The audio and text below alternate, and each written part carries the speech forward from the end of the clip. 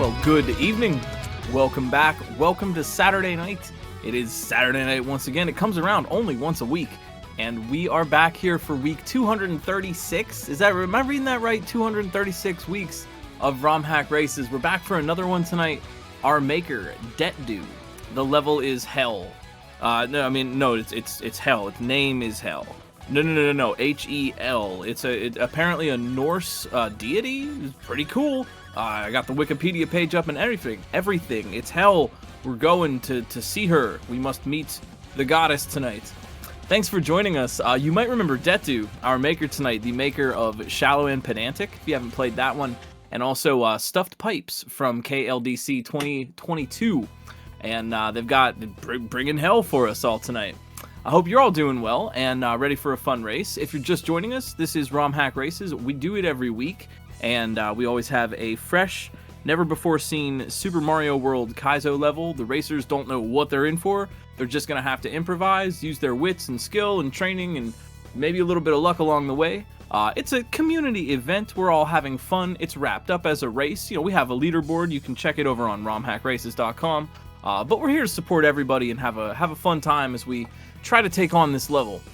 Racers will know a little bit about what's about to happen, and so will you, because we have testers.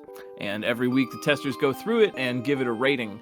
And excuse me, hang on one second. Sorry, I had the other window open. I was hearing an echo. I was like, why is my mic echoing? Because I had the race window open.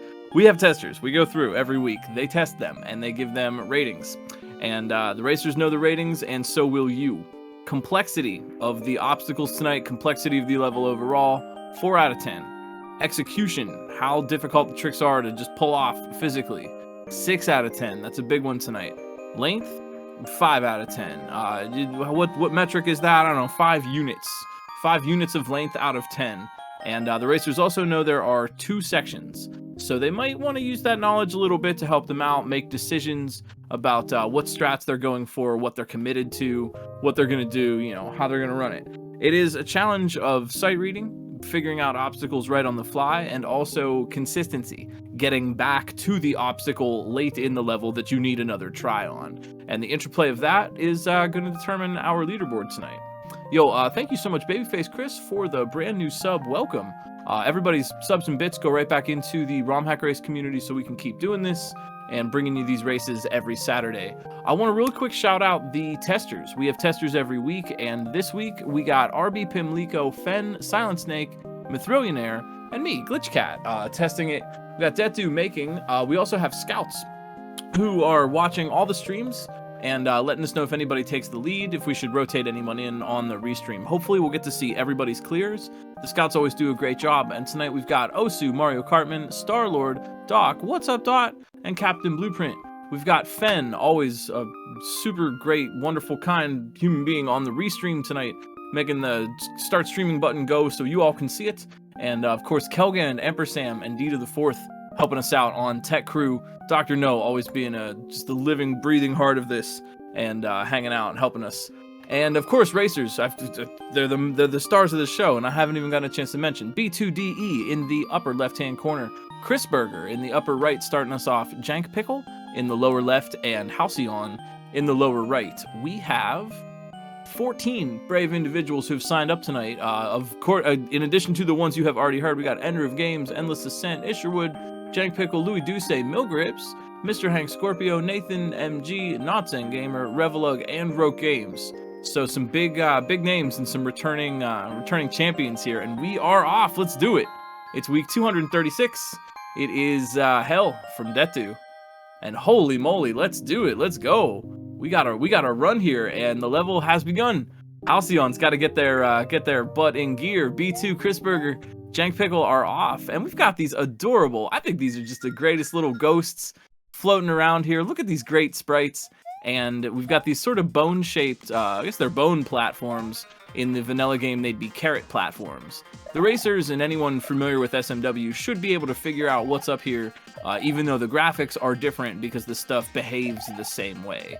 These platforms have a little timer on them. They're going to move along in a straight line, and then once the timer expires, the platform is going down, and so are you. Unless you jump, of course, using Mario's main ability.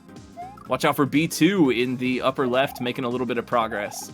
This is, keep in mind the metrics for tonight. The execution metric was a little bit higher than the brain metric. So what the racers could surmise from that is that this, and what you'll see is it's a pretty chill level to figure out. It's pretty obvious what you do. You know, you ride the platform, jump through the ghosts. But the physical execution of getting that just right is going to be really tricky. And when I was testing this, I was really interested to see what the racers would do with this. Because this race is going to, I think, end up being just a challenge of skill. You really got to be able to move quickly in this one, jump fast, and be able to read the patterns. The ghosts are moving along in a rhythm. Maybe musicians are favored here a little bit with their BPM, being able to stick to that rhythm, find the opening, and know where the safe spots are and where they aren't. First things first, though, we got to get the blue shell out of the question block. Looks like everybody is managing that pretty well. Housing on B2, Louis Duce, yeah, Jank Pickle, everybody's got that shell. And that will produce a shell that the players could take note is actually a shell with a Koopa inside. You can tell because the little bottom part of the shell is white, not black. If it's black, the shell is like hollow. And if there's a white, then the Koopa is actually hiding in there. Those are the types that come out of boxes when you hit them like that. And the racers might be taking note of that or dying to it. Haha, B2, watch out. Upper left here, B2 making some progress. And they knew to kick the shell up right when the Koopa was about to wake up and jump out of the shell. But look out though, Louis Duce in the upper right, now making that same move that B2 had, but Louis's got a different idea. Louis has brought the shell along with them and used that naked Koopa to make the jump instead. And now if they can get some good platforming here, watch these cycles and time their... Oop, never mind. Oops, sorry.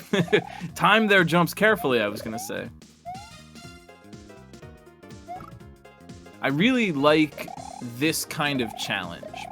I think it's interesting, and I think it's one of those things that, you know, Rocky Balboa style, like if you want to be a good Kaizo player, you know, you really need to kind of have an intuitive sense of cycle timing. You know, the ghosts are moving around in a regular motion, and it's always going to be in the same spot at the same time.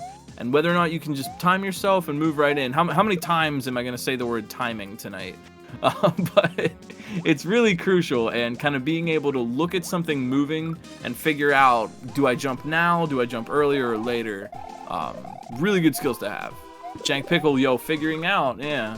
A little clue here in the fact that the Koopa is in the shell. Normally you would think you'd just get an empty shell, but these racers are pretty smart, and you can kind of surmise what's going on.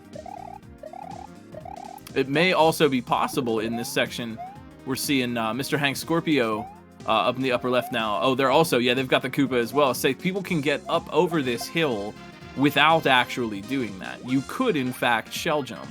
And while you might be doing the wrong strat in that case, you'd be learning. You would see what the obstacles coming up are, and you may have a little bit more knowledge. So this is an interesting interplay between whether or not the racers can just get the strat and make progress with it that way, or whether they're actually just going to go ahead and find out what's up. But it looks like folks are pretty committed here. 5 minutes in, we're looking for a checkpoint.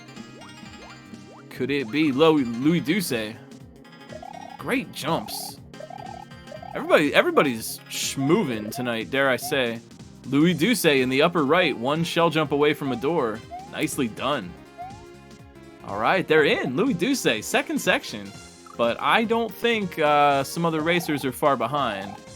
So what's going on here? Well, I tested this, so I can tell you what the racers are figuring out by playing, which is that you cannot jump while you're on the cement blocks. Second section here you're seeing from Lou, you got the gray cement, and then you've got the green ground area.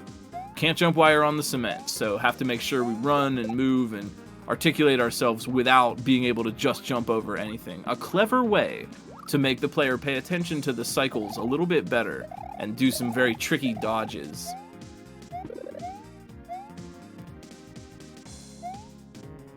Now this is pretty big for Louis, and in terms of the race, the racers don't necessarily know where everybody is in the level.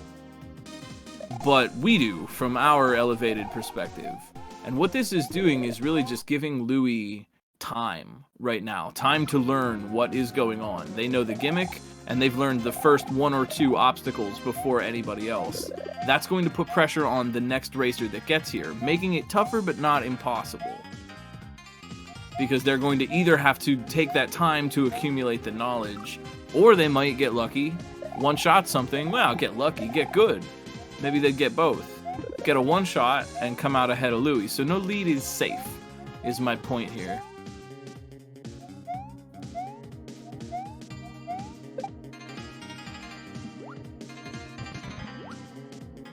Jank Pickles got that shell lower left.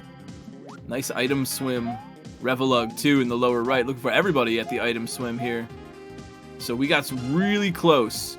A contender. Here it is. Jank Pickle. Now we need the one shot.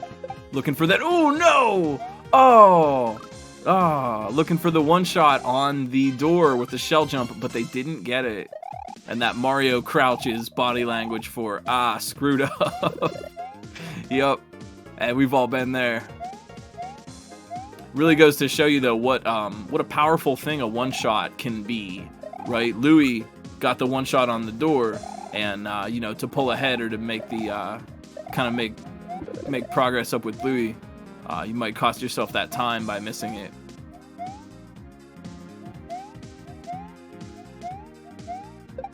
And yo, I hope you're all feeling well. I haven't really got a chance to say hey or anything, like to chat specifically. I hope you're having a lovely Saturday night. Thanks for joining us for some ROM Hack Races. You can always check out romhackraces.com. If you're itching to play this level right now, you can check out the patch, download it, check out the leaderboard, get on the Discord. So many things.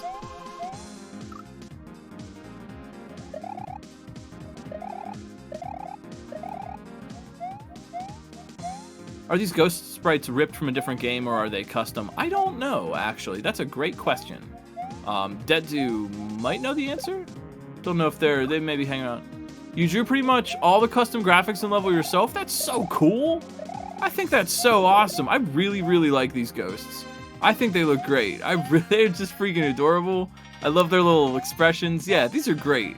Really good job. Look at the creativity on display here. ROM Hack Races, where you go to see cool stuff.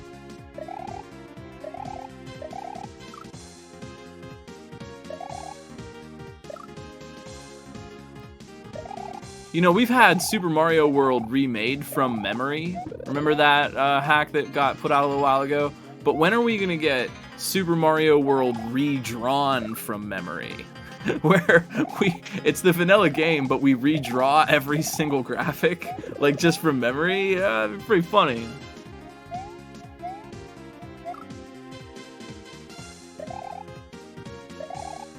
Louis Duce making some progress here, yeah.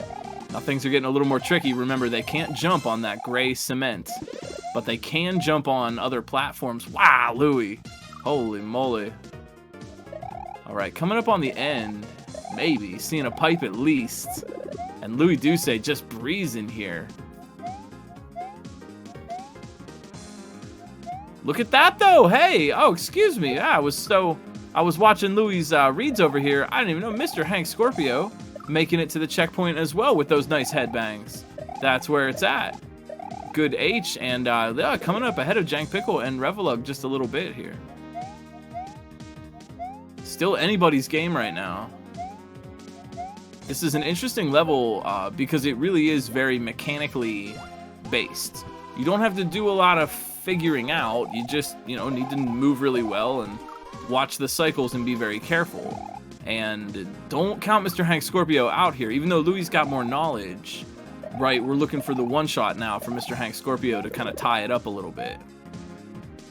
I really like trying to talk about the interplay between like consistency and one shots as it relates to a race like this, because I want to try to give people an in to understand the fun, exciting dynamics. If you have any questions or anything, please feel free to ask. Shout them out in chat. That's always cool.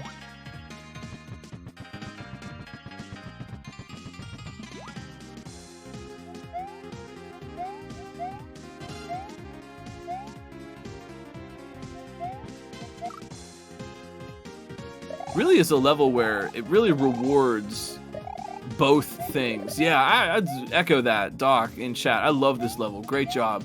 Because this is a race level that rewards one-shots. You could win big with a one-shot here. All these obstacles are one-shottable. And it also rewards consistency when you don't get the one-shots. Let's see if Louis can keep it consistent in the lower right. I'm sorry, upper right. That's where Louis Duce lives. The upper right corner, but it's Revelug in the lower right for the shell. No! That is tough. That boo ring moving around in a circle there. I mean, you gotta time the shell jump so that you make it up on top, and obviously don't get caught by the boos.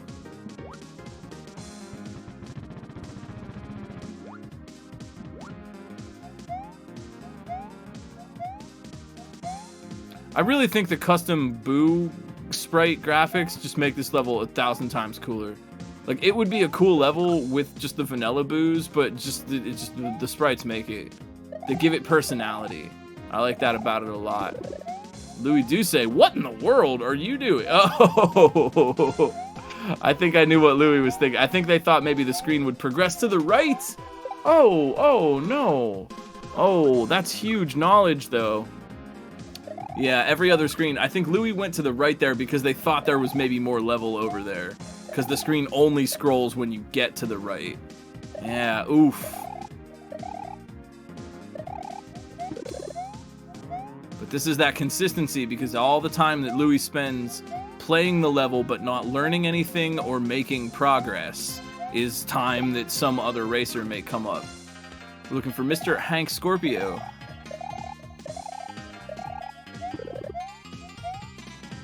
I want to bear in mind, too, it's not necessarily all about the competition, man. It's a fun community event wrapped up as a race. We're here to cheer everybody on, and you're watching good players race against other really good players. So don't make the mistake of thinking someone in the first section is playing poorly or whatever. In fact, Revelug with that really nice up toss. That's a really cool little bit of tech. I caught that, Revelug. And there's that. Oh, no! Oh, I thought that was I thought that was it. I thought that was it. They were a little bit too far to the right. Ouch. Ouch. You got to be dead center on the door. That's a very notorious thing in SMW Kaizo. Yeah, get your favorite door emote in chat, because many streamers have them, and for a very good reason. Doors are rough. They're rough to get in. If you're not directly centered, like right in the middle of the door, you won't actually get to go in. You'll have what Revelug had and just stand there and press up, but nothing actually happens. Sometimes that doesn't matter, but in a Kaizo level, yeah, it's pretty critical. But I wanted to mention that up toss because that was a really nice little moment of improvisation that Revelug did that is really helpful. They may do it again here. Check the lower right. Yep, there it is. When you're swimming is weird. In a nutshell, if you're holding an item, you're doing what we would call item swimming, and you swim a little bit faster in all directions than you normally would. You kind of swim smoothly. You go up, down, left, right on the diagonals, you swim around with it, right? But you actually can rise faster without it. I think you can sink faster too. Maybe you sink at the same rate. I can't remember. You definitely go up faster without it. So if you're underwater and you want to rise, like go vertically really quickly, faster than what the item you're holding will allow you to do what Revelug's doing. That quick little up toss gets the item out of your hand. In that time, you quickly tap the button a little bit, get yourself up, and then re-grab the item. You're back in your item swim. It's a really neat little trick, and some levels force it, but a lot of levels, it will just help you. You learn that little item swim up toss to rise. It's weird because it's kind of contextual. You don't need it in a lot of places, but yeah, Revelug showing like what can be achieved if you have that kind of depth of tech mastery. Revelug doesn't always need that trick, but they're aware of it, so they can pull it out of the toolbox here to use. Oof.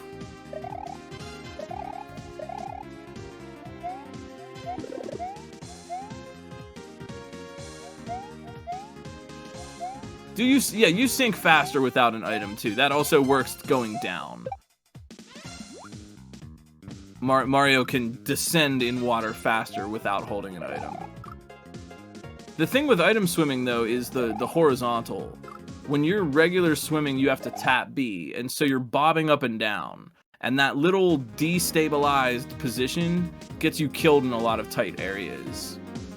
But Louis Duce here, hoping not to get killed in a tight area. Oh no! Oh no! Yikes.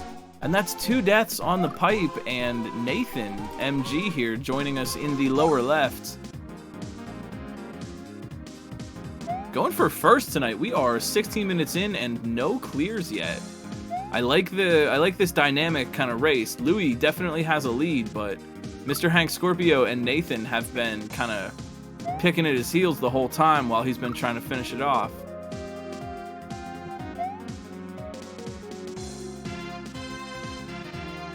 And look at this, Mr. Hank Scorpio, there we are. Kind of hanging out with that pipe in sight. And that's a very encouraging thing for a Kaizo player, because generally that means, okay, there's going to be some opportunity for progress here. This is actually a big moment for Mr. Hank Scorpio. I think this is their first time here. Whether or not they can actually get in the pipe at the end of this or do whatever comes next, they just want to see as much of the level as possible. There we go, that's a dead. That's not bad, actually. They would have obviously liked to have landed that jump, but that was a better death than what they could have taken because they got to see what's coming up next. They get that knowledge. It's not always in a race like this physical progress in the level, and you'll notice I don't necessarily measure who's in the lead by who has the most actual physical progress, whose Mario's feet have touched the ground at a spot, but rather who knows the most. Look at this. Okay, we got a race now. I'm trying to stay as impartial as I can, but I'm always rooting for a good race. And sometimes that means rooting against the obvious leader. No shade, of course, Louis. But Mr. Hank Scorpio here, proving what consistency can do. Look at that. They are getting right back to the end in a hurry. And that is allowing them to farm more attempts. So could we see a steal? And it's B2, DE in the lower right. We could see a steal, and it's not always the first person to get to the checkpoint is the first one to win it. Watch out. Of course, on the other hand, Louis Duce, skilled player that they are. Oh, man! Oh, come on! Oh, come on! Oh, no! Come on! Oh, jeez, that one, yeah. You know, that is the best way to die to a shell jump. If you mess up a shell jump by doing that, by throwing it into your face and then it collides and then you die, that means you almost got it right. If you die on a shell jump and the shell isn't even close to you and you whiff it and it's way underneath you, that's the worst way to do it. It means you messed up the trick more. Does that make sense? We got an H for Halcyon as well, off stream. 5 racers on the checkpoint right now. Hank Scorpio, Louis, Nathan, and B2. Louis just hanging onto that lead by a thread now. Revelug, yo, make it 6. Okay, this is getting dangerous. Big shout outs to the scouts who are watching this all and letting us know what might be about to happen. Louis Duce, upper right. And yeah, not to be denied twice on that shell jump. There it is. Hey, not bad. Doing the work where it counted, getting it done. 20 minutes, Louis Duce in and out. Good job. That's a first place, but I think the battle for second might even be tighter. So, hold on to your pants. There's more ROM hack races.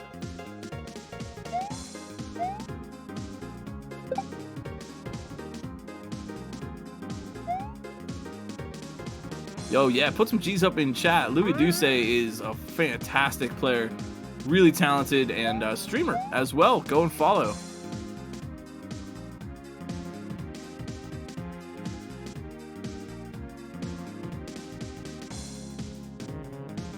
We got Mr. Hank Scorpio, we got Halcyon, we got Nathan, MG, me and you and everybody.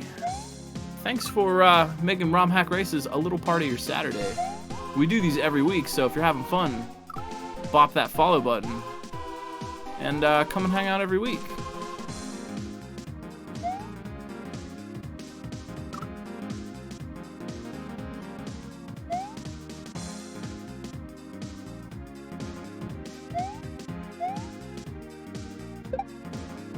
Oh, you know, I just now noticed the little trees in the background have like little faces on them. And I really like those little trees. I would say they look like happy little trees, but they kind of look like maybe a little bit not, like they're not unhappy, but they don't look decidedly happy either.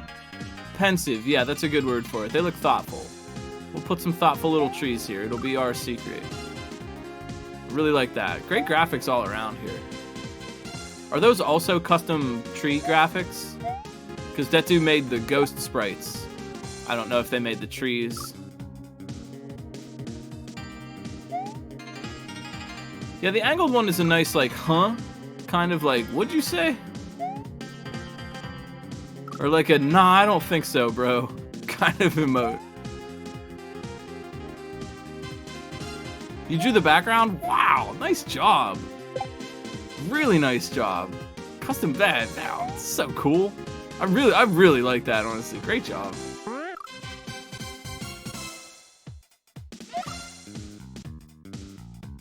Look at this high quality stuff here, man. You should check out romhackraces.com. Download the patch. Play this level for yourself anytime. Because you don't necessarily have to race. We just keep an archive of the patches. So if you want to just try it for yourself, just have some fun, see how you would do, you know, practice, train, play a little bite-sized level. Sometimes it can be tough to commit to an entire hack full of really hard stuff. Maybe you just want to play one. Well, now you can on romhackraces.com. Well, thanks so much. If you're stopping by for your first time, if you have questions or anything, please feel free to shout them out. And I'm really glad everybody's enjoying the time here.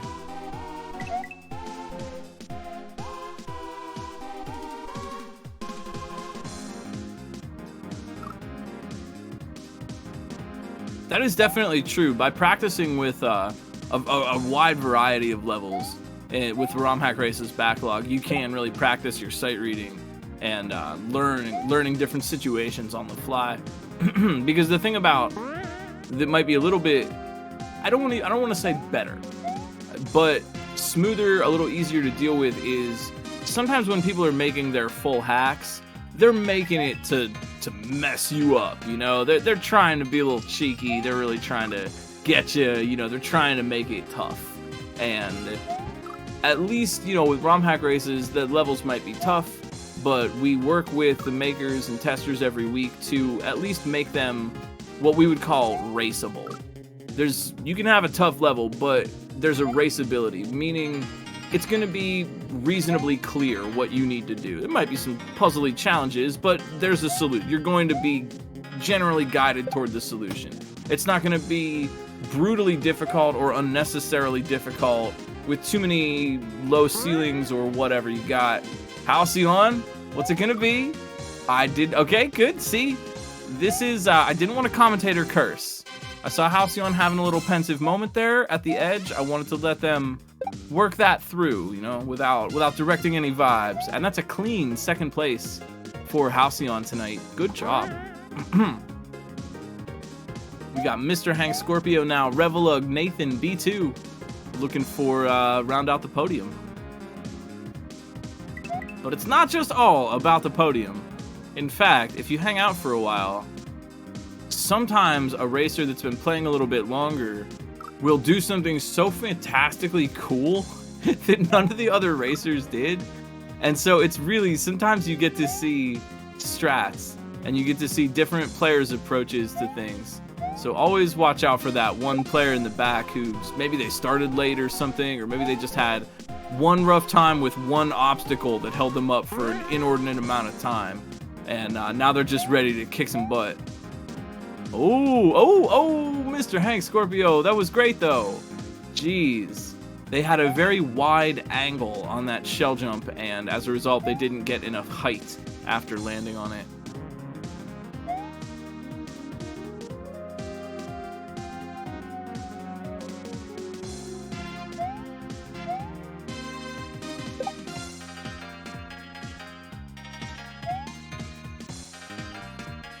This music is really cool. It's really bumping. And it kind of makes me feel I'm at a really hip mall. You know? Anybody want to go to the food court? Go to the arcade. Revelug, yo! Getting free slice of pizza at the food court. Revelug, nicely done. Sneaking up. They got through that second section very quickly. And that's a podium. But we got more racers to cheer on. So, like, you know, don't go anywhere. Okay, you can go somewhere. That's fine. If you want to, only you, though. Just don't tell anybody. We got Roke Games, Mr. Hank Scorpio, Nathan MG, B2.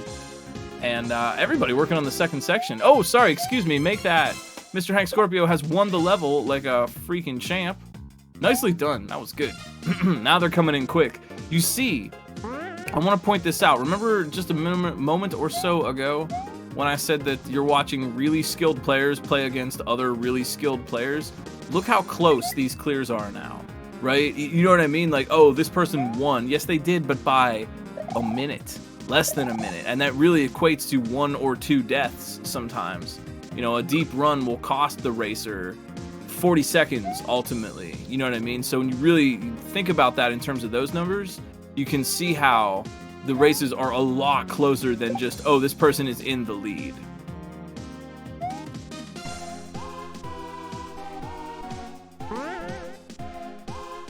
Yo, wow, shiny new leaderboard command.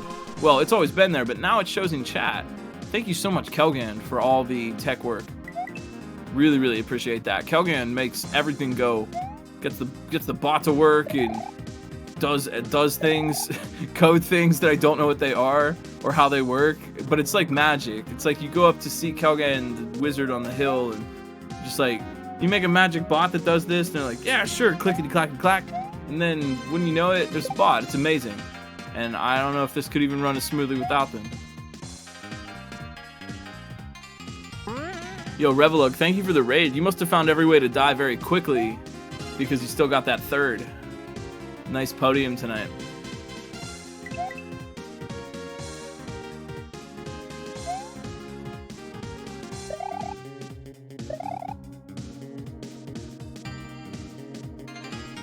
Yo, Nathan MG. See what I tell you? They're coming in hot. Nathan, 1 shell jump away. Nicely done. Oh my gosh, B2. Oh, it was Nathan first. Whoa, see? That's exactly what I mean. That's just what I mean. Oh no, oh, who's better? Oh, who's the best? Ah, it's just a bunch of players who are having a moment. It could be your night, it could be someone else's night. Could be a level you really know, could be a level someone else really knows, the tech or whatever. Yeah, a little bit of anxiety for sure in that first one. And there's Germdove getting out of here. I told you, man. That's 3, right? That's 3 clears in less than a minute. They're coming in fast now. They group up. It's like, it's always so interesting. Ender of Games, Roke Games, Jank Pickle, Milgriffs, hanging out here, putting on a show for you. You'll throw. Hey, yeah, Nathan, thanks for the raid.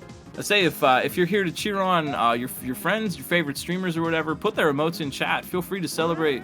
That is always cool to do, and I like to see when, you know, like certain streamers, communities kind of come over and rep their favorite streamer. That's awesome.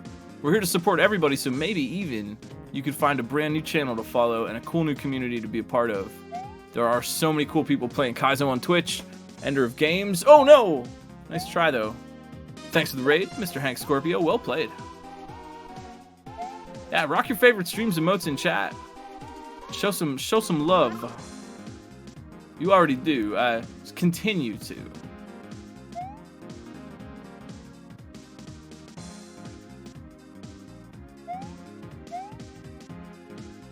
I think levels like this are really fun for a race, and I'll tell you why. You've always got the brainy ones, which are cool. I like, you know, it's fun. I mean that. I don't mean that like condescendingly. But, you know, the brain levels are neat with big far out gimmicks and stuff, but I'm always really fascinated to see what goes on in a level that is just readable and difficult to execute the way this level is. There's not much in the way of like cosmic brain setups, but there doesn't need to be because the challenge really comes from just maneuvering Mario really skillfully. And I like it when a race level can break it down to those fundamentals. It really makes it anybody's game.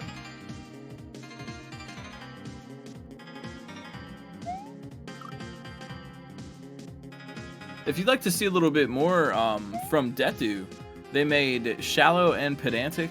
It's on SMW Central. And they also made Stuffed Pipes, the level from KLDC. I think the last KLDC, yeah, 2022.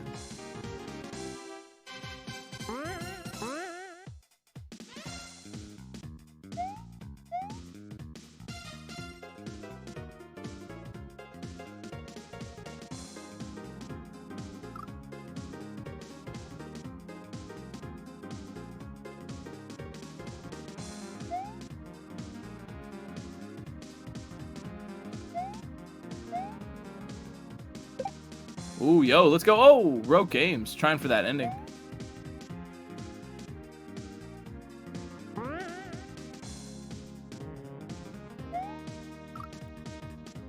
Oh, Ender. Ah. It can be tricky, you know, it can be tricky to time the end of that first section. You know, like, how do you even start? You know, how do you pick when to go? How do you know when to go? And something I've always found to be kind of helpful in a situation like that where it's tough to gauge the safety window is to try to work from knowable constants or repeatable constants. Like in a situation like that, I might tell myself, try to establish rules and follow them and then see what works rather than just go for it. Like in a situation like that, I might tell myself, if it were me, I might say like, okay, I'm gonna stand here, you know, at the bottom of below the door, and then I'm watching the ghosts zooming around up there. I am going to jump when the ghosts are in front of the door. And then you do that and try it and you see that you died. And then based on where you died, you can figure out how to adjust the time to jump. Okay, now I'm gonna go when the ghosts are definitely not in front of the door. And try to work from those like known positions and make a visual reference for yourself instead of just trying to kind of huck it.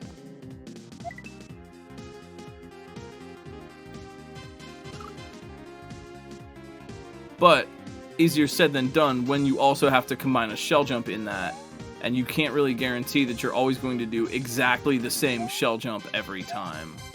So, more of a guide than a rule for how to always win.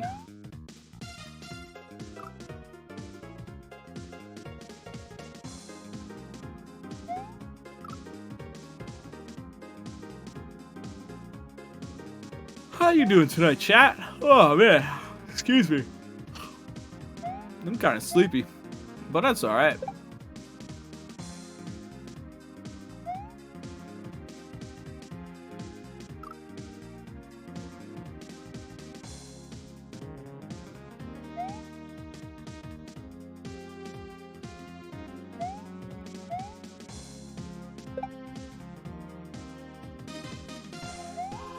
Roke. Oh, watch out. Oh, they're trying maybe... Okay, I thought they were trying for some cheese or something. Oh, geez, looking pensive on the edge of that ledge. You're watching right now the racers on the second section, except for Ender in the upper left, who is trying to get out of the first. For those just joining us too, in case you didn't notice, in case, that sounds condescending. It is hard to notice, so I will explain. The cement blocks, you cannot jump on them. In this second section, you got Roke, Jank Pickle, Milgrips hanging out. You can jump on nets, you can bounce on Koopas, you can jump off the gold extendo blocks, and whatever else, springs, but specifically the cement blocks, no jumpu. Only Waku.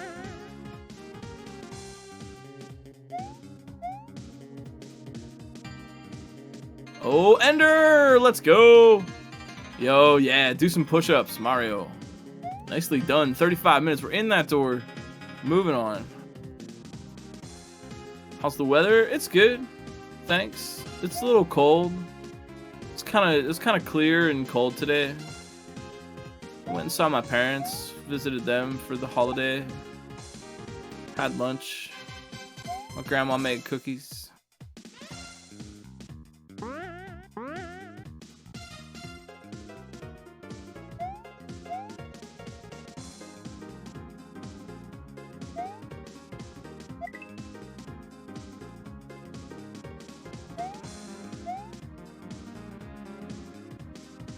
Yo, Jank Pickle. Oh, a little too hasty.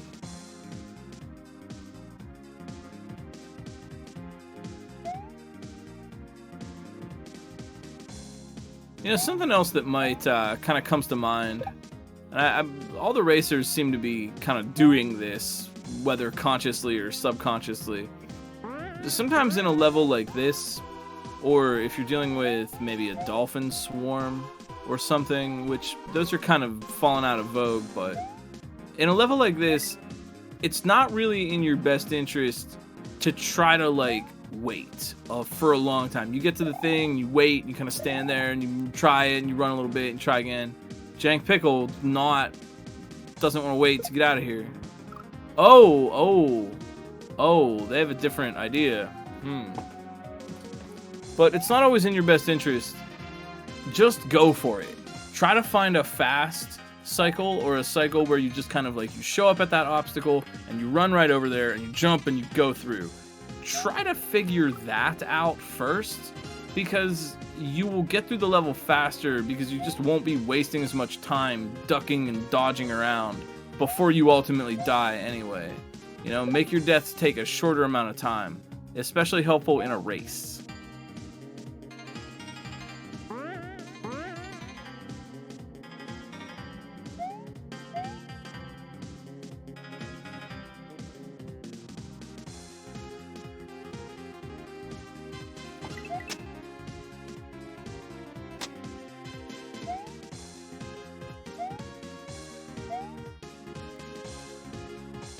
Jank Pickle back again. Aha, I think they see what to do.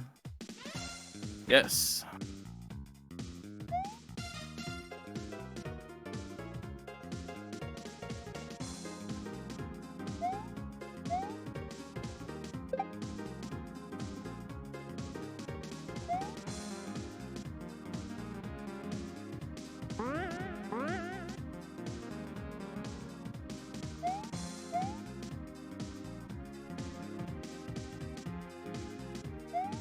Yeah, Rogue Games looking like they might be about to win it.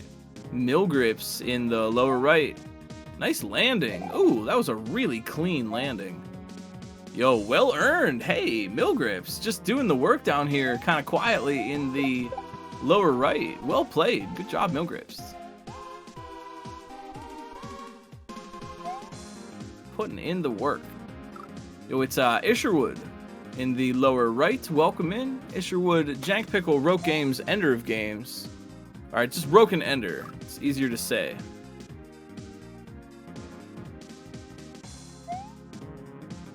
I love the GGs in the chat for like all the racers. That's really kind that you do that, chat. It's nice, you know, everybody gets to like have the hype. Like there should be someone like clapping for you at the end of the marathon, you know? Even if you're in like last place, it still feels good. Because that's what this is really all about, you know? It's to give people a point of entry into Kaizo, a community where they can ask questions about how this stuff all works, a place where they can get their chops and try some levels, have a community of people to play the same levels with and talk about it together, that kind of thing. That's the spirit, you know? The race is the packaging.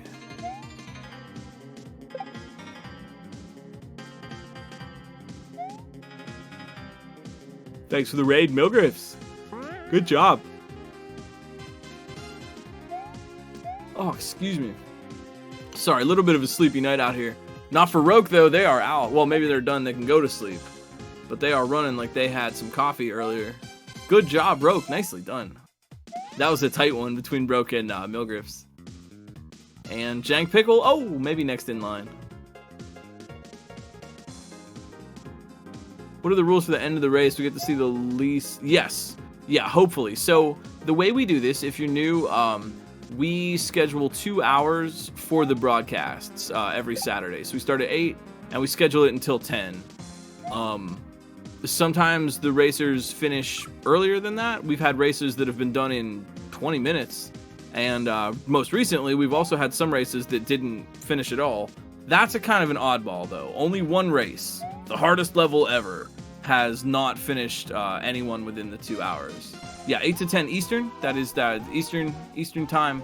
And yeah, we go till everybody finishes up. So, like, we got the podium tonight, but we're here hanging out, chatting about it. Pardon me. Oh, my gosh.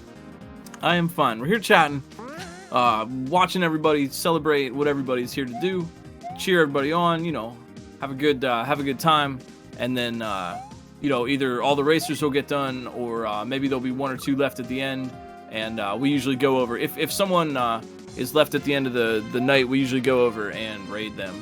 So it's simultaneously like the, hey, we support you, and also you're the last one. Sorry, but go job, go. Like, I always sometimes feel if like people like are like, oh no, I'm getting the ROM hack race, that raid, that must mean I'm last. Like, but don't feel bad, you know, because we wanna cheer everybody on. That's the point. And say if anybody has questions about this level or Kaizo in general, or how to play, or what the racers are doing, you know, please feel free to ask. This is kind of our community time to hang out and talk about those things. There's only so much commentary I can give on exactly the same obstacles, right? You know, people, you know, you get it at this point. You get what the racers are doing. But, you know, you got questions, please. Endless Ascent here in the upper right. They are on the first section. Meanwhile, Ender of Games, Jank Pickle, and Isherwood working on section number 2. No jumping on the cement blocks.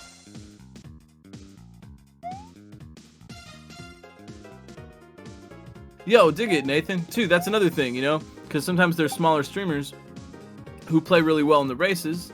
So throw, you know, get some more people going over there. Like I've always felt, and I think everyone agrees, that in general it might be a little silly to hang out and watch only one person's stream on a restream, you know. So why don't we just go celebrate with them? Then they can get some follows and some subs and get that sweet Twitch paycheck.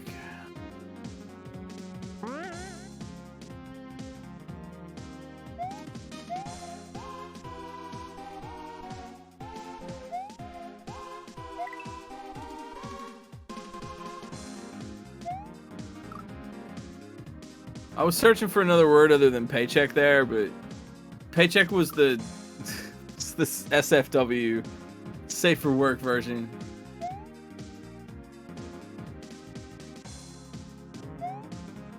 Hey, thanks for the raid, Rogue. Good job. Well played tonight. Once again, I will remind you, speaking of who may be in last, need I remind you, these are good racers racing against other good racers, and a 40-minute time for this level is still really solid. So, don't give up.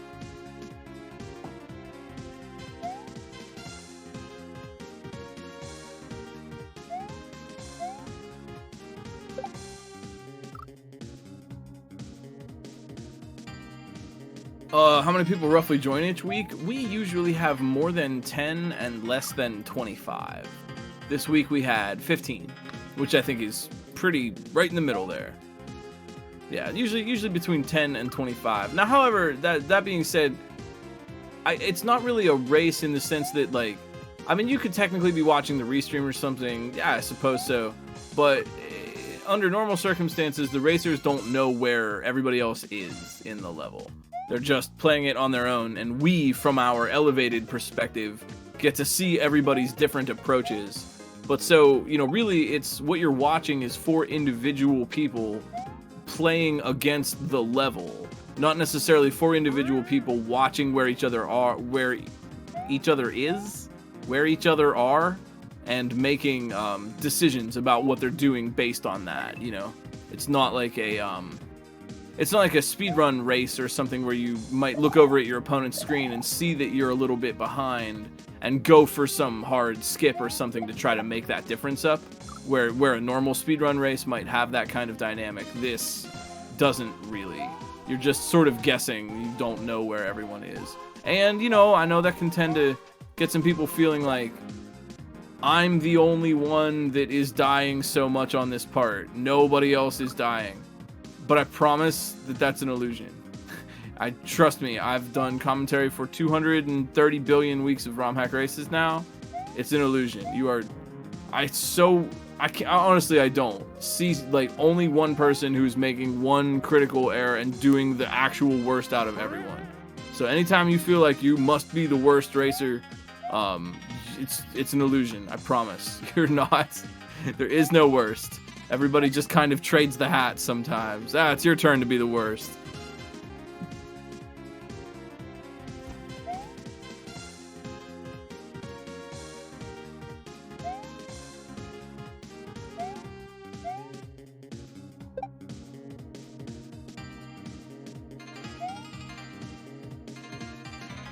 Those surprise podiums are nice because it really lets you think, you know, hey, wow, I'm better than I thought. It's proof positive, right there. You know, like what could be more concrete evidence than that? Door entries, yeah. Yep. That causes me to think. Oh, Jank Pickle. Hey, there we go. Causes me to think about Jank Pickle getting through the level. 47-17 the time. Nicely done. But also it makes me think about whether or not it would... Has anyone ever made a modified door that is just easier? Like, that seems like a quality of life thing that people would have made, but I like the challenge of the old doors too, you know? Ampersand has, that figures. Hey, let's say hey to Chris Berger. Lower left, first section. Isherwood, Endless Ascent, and Ender of Games. Second section. Ooh, Ender. Ender of Games in the upper left might be getting out of here. Oh, no, that's not what you do. Okay, yeah, and here it is, the Final Four.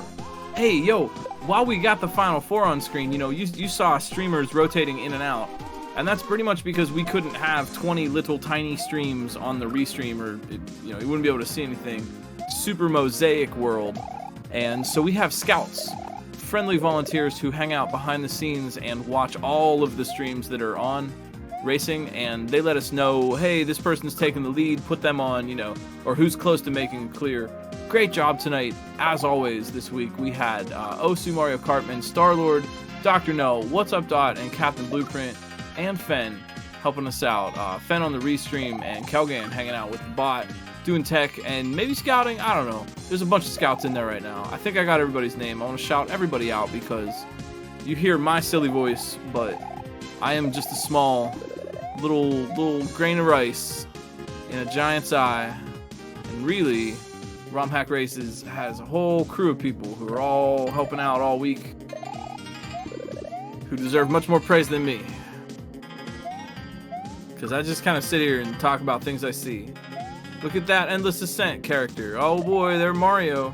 Seems like that Mario fella sure is jumping.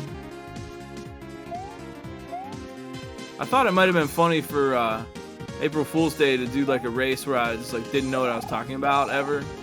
Like that red guy in the overalls is running around.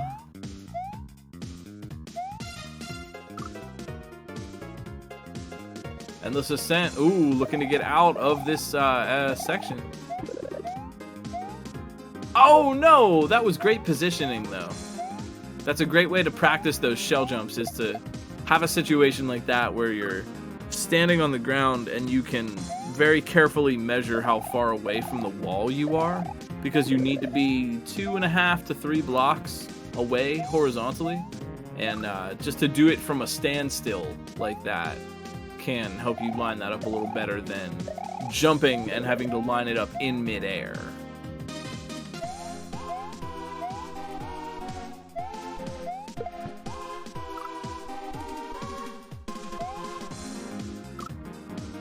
Endless Ascent. Yo, right back there with the consistency.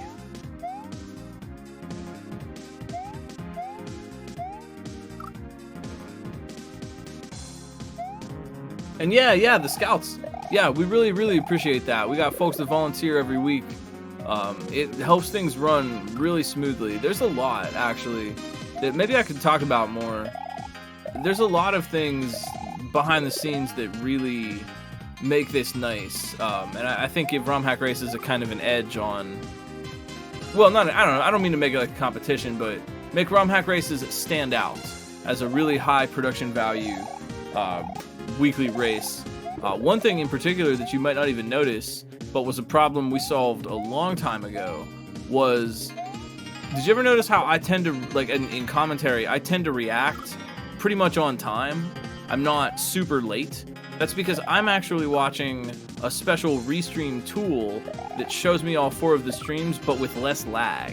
So if I were to watch the actual Twitch page of the race going on and commentate on that, I would constantly be reacting to things weirdly far behind. Like, I wouldn't say anything for a while, someone would beat the level. Whoa, they beat the level! You know, it would be weird. And so we've got this wonderful little restream tool that helps us out. Kelgan has automated the bot to an absurd degree on Discord, and like the level patch gets automated and posted every week. The difficulty ratings, it gets updated to the website every week. The testers are always in the testing channel posting, you know, little edits to the level and stuff. Like, once we're done here, we're gonna close down the race and we're gonna get the machinery, you know, tonight or tomorrow. We're gonna get the machinery started for next week's race. You know, it's like the race here is ended, but now our work starts anew every week, and you know, get the new maker in. Hey, new maker, you're this. You know, they know this week's maker because they signed up. But hey, it's your week. Drop your patch. Get ready. You know, we tested all week. Get ready to go. Next week, do it again. It's nice. Honestly, I like it because it helps me have a little schedule. You know, like work my week around it.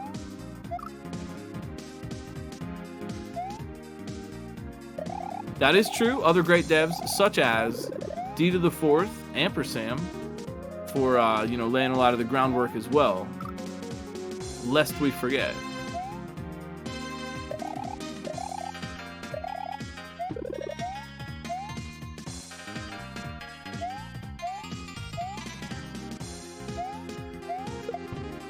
Oh, and Underways. Yeah, I gotta. Sorry, I didn't remember that. My bad. Yeah, Underway, SMW. That's a 2, yeah, you want that base ROM. If you're making a hack and you want to make it a little easier on yourself, apply the ROM Hack Races base ROM patch, and it'll start you off with a lot of useful things. Normally, if you just start with a vanilla Mario World ROM, you're going to have to do lots of patching and quality of life and add lots of things kind of before you can really start making these quality hacks. But with the ROM Hack Races base ROM, it does a lot of that work for you. And now you just have all those things and you can just start ready to go. And, you know, it's sort of the equivalent of, you know, making your own canvas and mixing your own paints versus getting, you know, a pre-stretched canvas from the hardware store and paints that already come in a tube. Louis Duce, the winner tonight, followed by Halcyon and Revelug.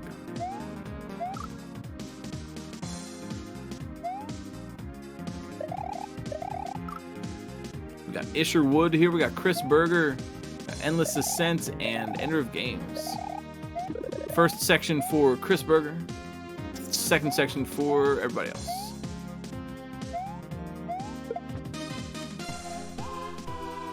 I don't mean that as shade. They work hard.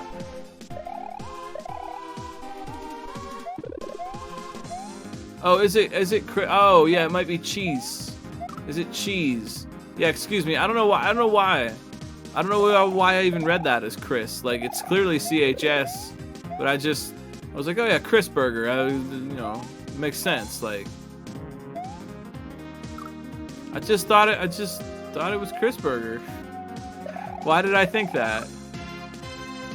Why did my brain look at that collection of letters and say that's definitely Chris Burger?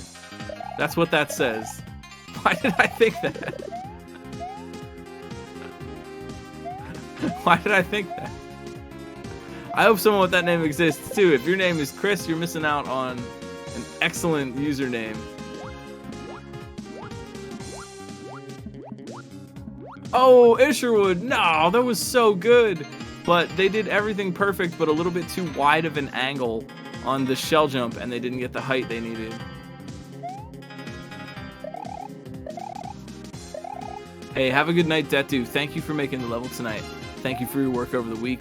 Really appreciate it. Good job. Big hit. Great ghosts.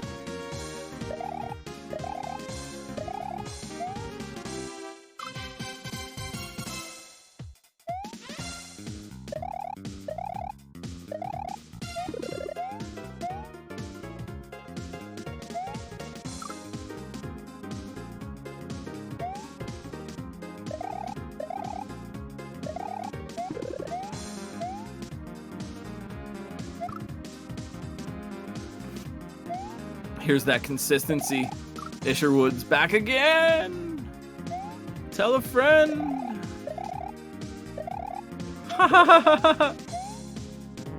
There is someone. That's great. That's great. I'm glad that exists. Yes. And they even have burger theming on their Twitch account. Yes, wonderful. Thank you very much for gifting a ROM Hack Races gift sub to the one and only, original, OG, accept no substitutions, Chris Burger. Is Cheeseburger's name like, we have Chris Burger at home? Or when you get like the microwave White Castle cheeseburgers in a box, how they're kind of just like different, but like still kind of the same.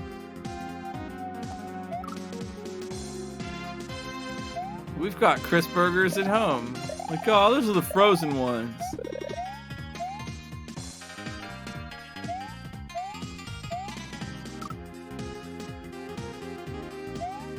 Ender of Games, look out, upper left.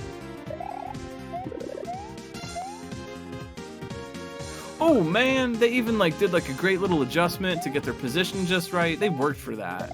That was a good try, a valiant effort.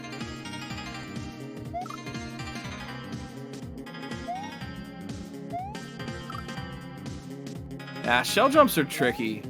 They're trickier than their prevalence in Kaizo would suggest. Does that make sense? You see them all over the place, and you see them also used incidentally. Like, oh yeah, just do a shell jump here, it's fine. Like, it's not even really the focus of the obstacle or the trick anymore. Did you know, fun fact, there are 2 shell jumps in the entire Kaizo trilogy. Takamoto's Kaizo trilogy. And you know where those 2 shell jumps are? Back to back, in a double shell jump in Kaizo 3's level hell. That's it. So, just for context, like, it's a much more difficult trick than you might actually think, or than its prevalence would suggest.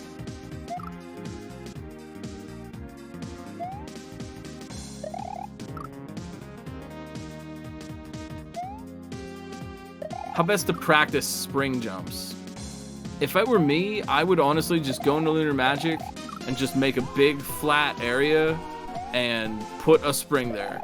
Big flat area where you can't die or like accidentally throw the spring off screen, and just hang out and just work on it. I think the key to spring jumps really the midair, like the flick midair spring, at least what I would consider to be the key to it, is just the really absurdly fast left right. That, because like you're avoiding the weird momentum jank from the spring. And the other thing about spring jumps are that I see, people really tend to do them too late. Like, the thing with spring midairs is you have, like, the hand is quicker than the eye. If you're moving in such a way that like it visually looks like you're about to do it, then you're probably kind of late. You have to do a really awkwardly early flick. And once you kind of get with the program of that, where you realize that you're throwing it under your feet where your feet are kind of going to be, and that you're going to be contacting the spring, but then the spring is just going to peace out and you're going to kind of jump out of the air. Once you learn how to like see where those spots are going to exist, you realize that it's way later than the high arc of your jump.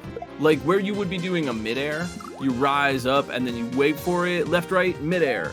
Not so with a spring midair. A spring midair is kind of just like jump, go, boom, and you do that really quick, and that succeeds because you're doing a very early and very fast left, right. Does that make sense? That's also the trick to like turnbacks and drops. You really want to be able to move fast left, rights. It's always about divorcing the direction you're moving from the direction that you're facing.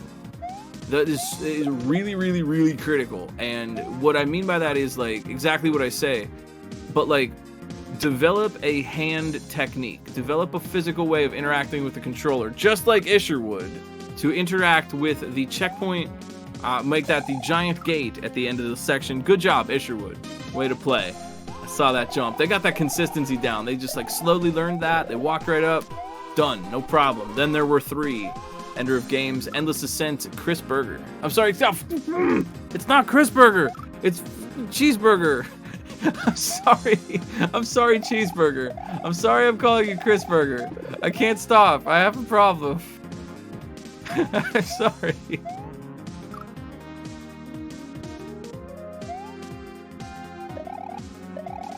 But yeah, the ability to separate the direction you're facing from the direction you're moving. For example, if you're doing a turn back shell jump, you don't want to turn back too hard because you want to have rightward momentum. So you're actually kind of fading away. This is something that you can practice. This is GC7 like Mario World homework. If you want, you don't have to, it's optional, extra credit homework, but I bet it will make you better. It's a little easier if you can see it happening, but here's the idea. Make yourself a flat area in Lunar Magic, or go into a vanilla level like 1-1 or something. And what you want to do is run forward. Like you're facing right, Mario is facing right, and you're running to the right. And then at a certain point, whenever you want, turn around and face left. But don't stop moving right. And then just neutral on the D-pad. And then try to just land and jump. And see how much momentum you can preserve. Try to practice that a lot. Get good at facing the wrong way while you're just using your momentum to carry you to the right. And get good at leaning into that and letting that be the way you're moving around. If you have that quick turnaround and you can do that, you're going to open up a lot of possibilities for yourself when you can do those fadeaways. For example, turn back shell jumps. Love that fadeaway maneuver. Spring drops instead of a midair if you want to get that spring, which is actually a little bit more consistent, right? And people tend to go for that more. Spring drops, you're doing a fadeaway, and then you're doing it. The nudge drop, where you drop the shell and then you nudge it into a wall, it rebounds, you go off that. Same thing, you're fading past it. So really think about that fadeaway maneuver and try to practice and use that. It'll help for a lot of different item abuse tricks, and it will really help you become just like a super god of positioning, because now you have two ways to do it, right? You can move to the right while facing right, or you can move to the right while facing left, and this gives you a whole dimension more to your power and like physical abilities.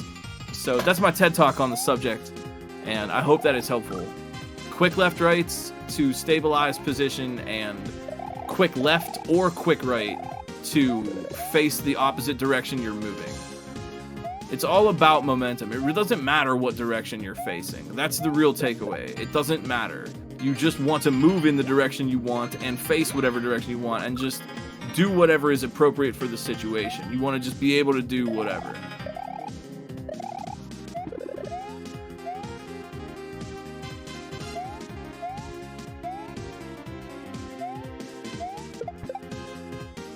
How to do a midair?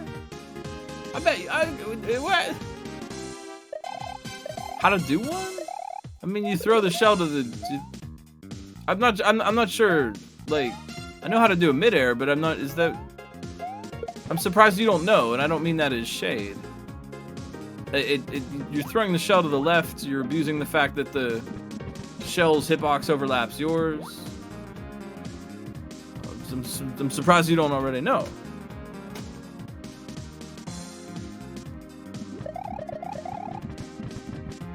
Yeah, that is something too, Isherwood, yeah.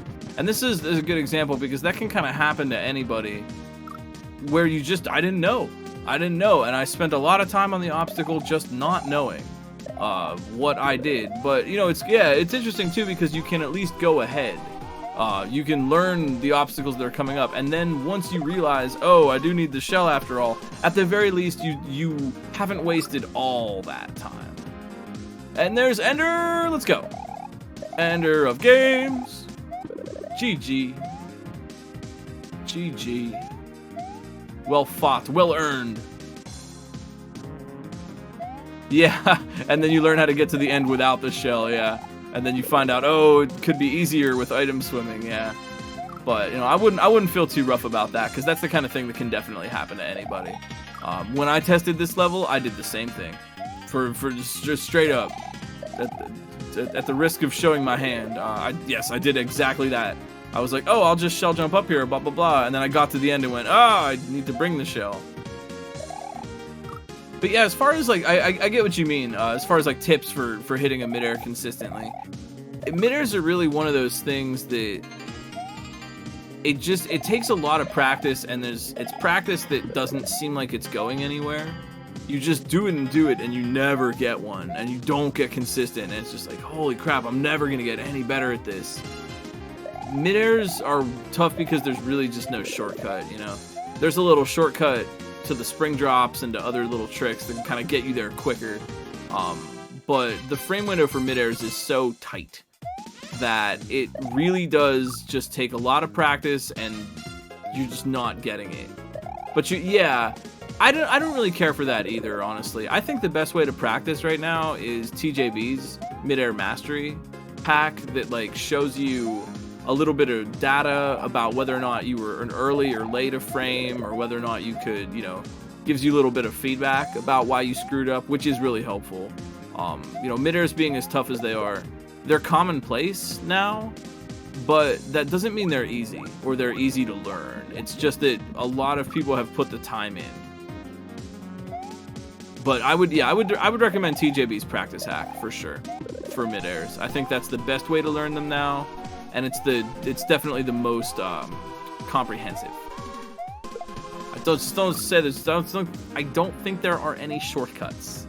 Midairs are just that hard, and it's a lot of physical technique as well that you're training your hand to be that quick, and that's easier said than done. But it's not the sexy or exciting answer. But my advice for getting better at midairs is to open up TJB's practice hack, sit down with the vanilla midair, and put on your favorite album or an episode of your favorite show, maybe a stream you like, and just like do it. Just sit there and zone out and watch TV.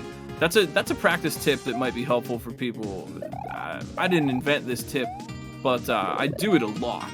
I'll just like watch a movie or watch a stream or maybe Simpsons or something, and I'll have like my guitar in my hand while I'm doing that, and I'll just sit there and pick, and just work on my muscle memory. I'm not really like playing a song or anything, or sometimes I'll do that for games. I'll just like put on an episode of The Simpsons and practice midairs for the whole episode. I'm not really trying to win. I'm not really trying to do anything at all. Sometimes it's just about putting your butt in the chair, putting your hands on the controller, and making your hands just do that over and over again. Like, don't hurt yourself. Don't do it to where your hands are hurting, but sometimes, especially with midairs and things like quantum jumps and these really ridiculous setups, Yoshi Flight and stuff comes to mind. Sometimes it's just your hands have to learn it, and that just takes time. So put on some Simpsons, and I recommend seasons 1 to 4.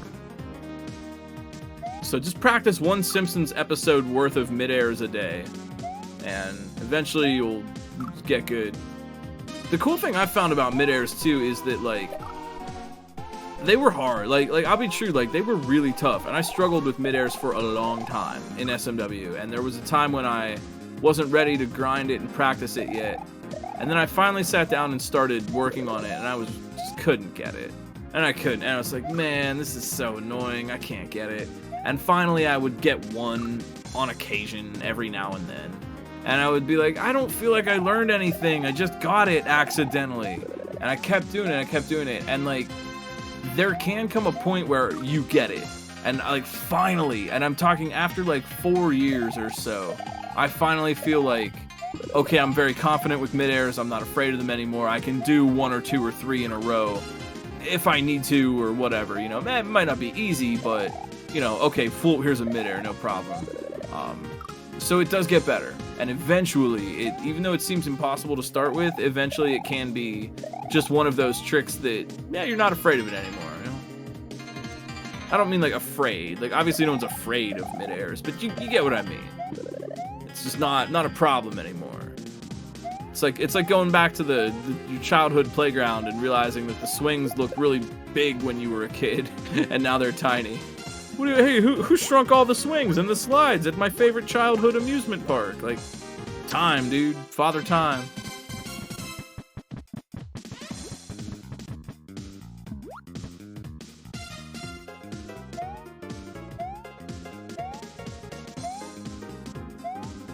Oh, quantum jumps. That's a weird little bit of item abuse tech involving jumping off a shell or an item or an enemy that's dying as you're hitting it. But you know who's not dying? Endless Ascent. Oh, being afraid of trolls. Not afraid, cautious. Being cautious of the trolls. Good job, Endless Ascent. Well played, well played.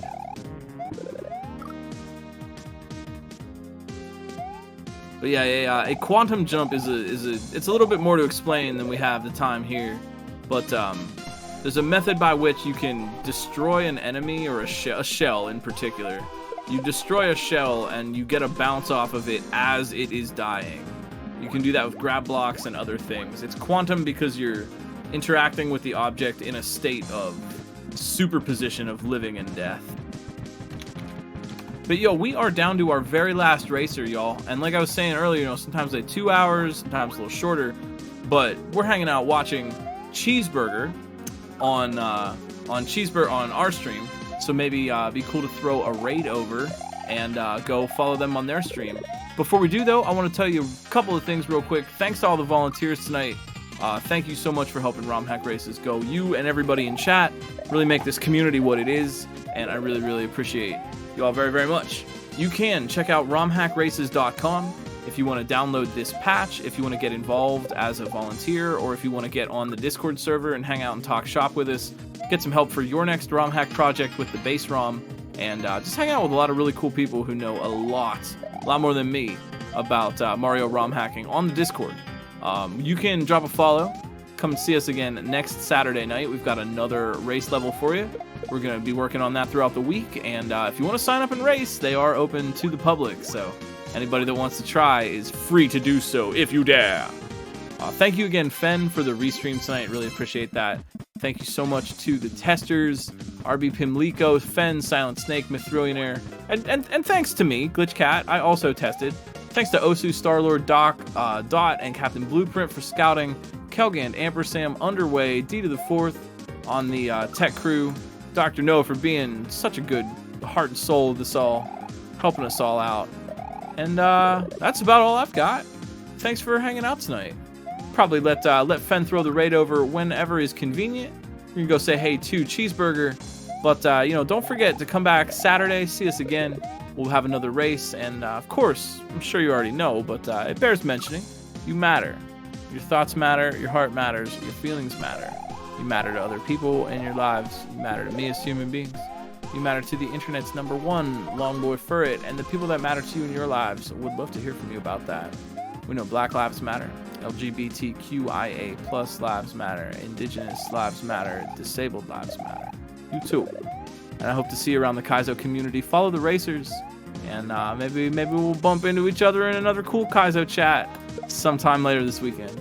For my friends, for my community stream, I may stream tomorrow. I may see you then. See you this weekend for sure. Have a safe time if you're spending it with family. And if you want, you can always hang out with us. Thanks for hanging, everybody. Good night.